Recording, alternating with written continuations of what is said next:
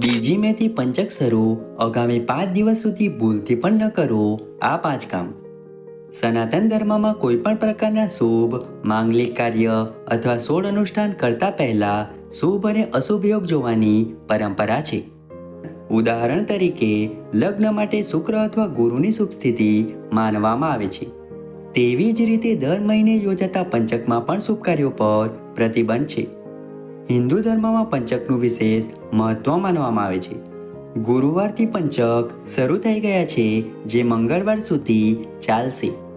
ચાલો જાણીએ કે પંચક શું છે અને તેમાં કયા કાર્યો વર્જિત છે. પંચક શું છે? પંચક 5 દિવસ સુધી ચાલે છે, જ્યારે ચંદ્ર ધનિષ્ઠ નક્ષત્રના 3જા તબક્કામાં પ્રવેશ કરે છે. જ્યારે ચંદ્ર સતભિસા, પૂર્વભાદ્રપદ, ઉત્તરાભાદ્રપદ અથવા રેવતી નક્ષત્રની 4 સ્થિતિઓ પર સંક્રમણ કરે છે, ત્યારે તેને પંચક કહેવામાં આવે છે. જો આપણે સરળ ભાષામાં સમજીએ તો જ્યારે ચંદ્ર કુંભ અને મીન રાશિમાં સંક્રમણ કરે છે, ત્યારે તેને પંચક કહેવામાં આવે છે. જ્યોતિષશાસ્ત્રમાં પંચકનો સમયગાળો ખૂબ જ અશુભ માનવામાં આવે છે. એવું કહેવાય છે કે જો વ્યક્તિ પંચક કાળમાં મૃત્યુ પામે છે, તો તેના મૃત્યુ પછી તેના પરિવારના સભ્યો અથવા તે વિસ્તારના લોકો માટે પણ મુશ્કેલી આવવા લાગે છે. તેથી પંચકને ખૂબ જ અશુભ માનવામાં આવે છે. જો કે તમામ પંચક અશુભ નથી હોતા. ગુરુવારથી શરૂ થયેલો પંચક દોષમુક્ત છે. ગુરુવાર ભગવાન વિષ્ણુ અને દેવગુરુ બૃહસ્પતિને સમર્પિત છે. ગુરુ પંચકમાં 5 કાર્યો સિવાય કોઈ પણ કાર્ય થઈ શકે છે. ગુરુ પંચક દરમિયાન આ કામ ન કરવું. પહેલું છે દક્ષિણ દિશામાં યાત્રા કરવી.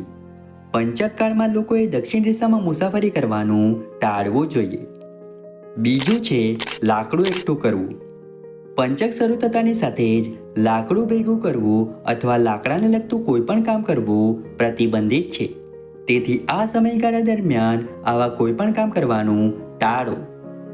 ત્રીજું છે અગ્નિ સંસ્કાર. જો પંચક દરમિયાન કોઈ વ્યક્તિનું મૃત્યુ થાય છે, તો પરિવારના સભ્યોની સુરક્ષા માટે અગ્નિ સંસ્કાર સમયે લોટ, ચણાના લોટ અને કુશમાંથી 5 પૂતળાઓ બનાવવી જોઈએ અને મૃતકની સાથે અગ્નિ સંસ્કાર કરવો જોઈએ. ચોથું છે પલંગ કે ખાટલો બનાવવો. પંચક દરમિયાન પલંગ કે ખાટલો બનાવવો પણ અશુભ માનવામાં આવે છે. તેથી ભૂલથી પણ પંચકમાં આ ભૂલ ન કરવી. પાંચમું છે લગ્ન.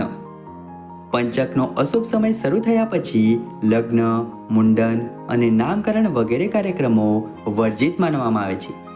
મિત્રો, આશા રાખીએ છીએ કે જાણકારી તમને ગમી હશે. વિડીયો ગમ્યો હોય તો વિડીયોને લાઈક કરીને ચેનલને સબસ્ક્રાઈબ અથવા ફોલો કરવાનું ભૂલતા નહીં. ચાલો મળીશું નવા વિડીયો સાથે. ત્યાં સુધી જય માતાજી.